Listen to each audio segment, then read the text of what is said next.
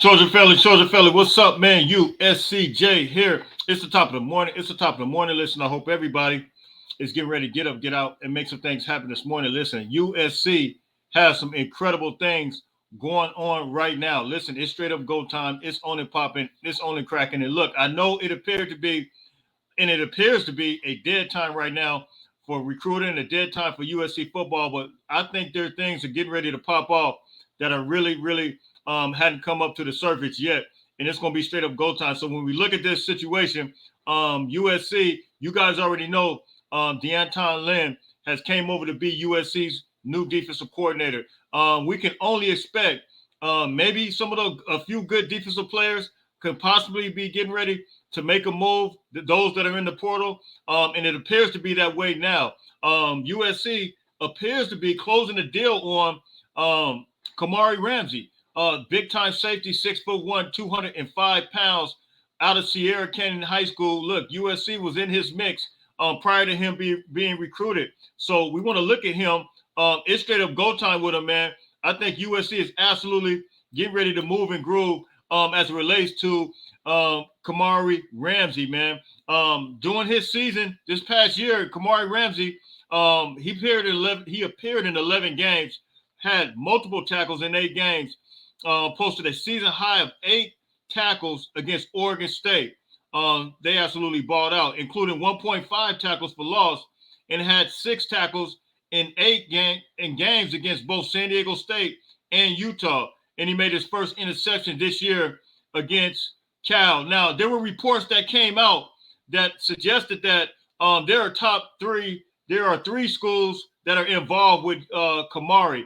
Coincidentally, you guys already know USCJ was absolutely on the case with this, and we've seen something different. This was his actual Instagram post he put on his story, and you can see what he says here. He says, where are they getting this info from, this information?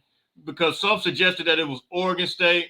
And this is a major college football Instagram that puts out all types of information, but Ohio State, USC, and Washington were apparently supposed to be the top 3. And he kind of downplayed that last night. And you see here, this is the post he put on his story. So, but this is the actual visit right now at USC last night.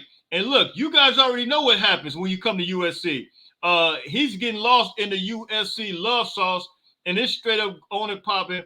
It's on and cracking. And I think once you get there, look, it's pretty much a done deal. It's locked, sealed, and delivered. So, look, we can expect Kamari Ramsey to possibly make a commitment sometime this week, man. That's what I believe based on the evidence that USCJ gathered. Now, USC and Lincoln Riley is absolutely on the case. I know we had some bad feelings about how things went in the season, but I got to give Lincoln Riley credit. He is absolutely on the case. Walter Matthews, 6'7", out of Atlanta, Georgia.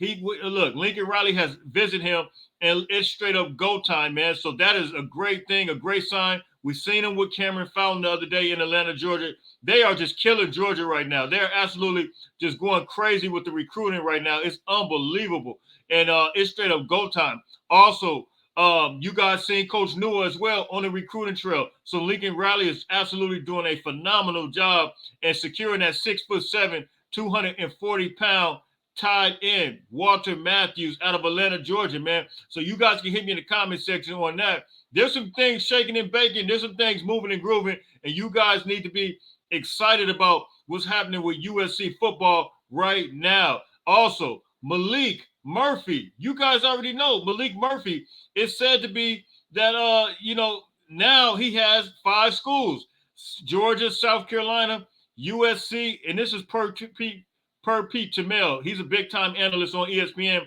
And then you got Syracuse, Baylor, and Oregon State and Duke. So those are the schools that it appears to be. And this is a report that came out. It was posted on Twitter per Pete Tamel, man. So you guys can hit me in the comment section. And the more I look at this thing, the more I really like what I see as far as potential. I actually went on a Texas podcast last night and kind of listened in, and they absolutely hate that Malik is leaving. They said they understand it, but, and they really congratulate him. They said he's a man of character for just sticking around as long as he did. They understand the situation going on with Arch Manning. But, man, he was actually their backup. And he came in and won one of those games for him. I believe it was BYU or Kansas State. So thank God for that. Now, moving on to Taj Washington, man, let me just say thank you. This is a picture of him. You see, this was posted up by the Shrine Bowl. Whenever you get invited to the Shrine Bowl, you're absolutely pretty much done for the year. He's going to the draft. And so let me congratulate Taj Washington. And you see the Shrine Bowl right there in the corner. He's going. So, look, man, he's been the most consistent guy, the most reliable guy. He's been there, came from Memphis under Clay Helton. So I want to give a big shout out to Taj Washington, man. And, every now and then his brother would kind of comment on my comment section and say, man, don't forget about Taj. And he was absolutely right. Sometimes I'll be lost in the sauce. When we started last year with Jordan Addison, and Taj Washington has completely been one of the most consistent guys. So, man, shout out to you. If you're still watching this, my man, your brother, Taj Washington's brother, and shout out to your whole family, man. Taj is about to make you guys some money, I believe. Also, Christian Roland Wallace, man, big shout out to him. He's got invited too into the Shrine Bowl as well. So we already know he's out of here. He's doing the same thing as Mekhi Blackman, came from Colorado. Mekhi Blackman came from Colorado, got drafted in the 3rd round. So big shout out to him. He did the same thing. I think he's going to get drafted as well. He came from Arizona last year, and he's arguably been one of the best cornerbacks that USC has absolutely had, man. So you guys can hit me in the comment section. What's your thoughts on Christian Roland Wallace, man? He is a very, very, very consistent player, and he's physical, man. I like him as a cornerback, man. I think he's very, very underrated. The way he plays physical. He's up in your face, and he'll play a little bump and run action. Now, I got to get to something that I'm absolutely appreciative of, and that's you guys, the fans. You guys, the fans, are the ones that make this thing go. You guys are the ones that drive this. And YouTube, they send me analytics every year.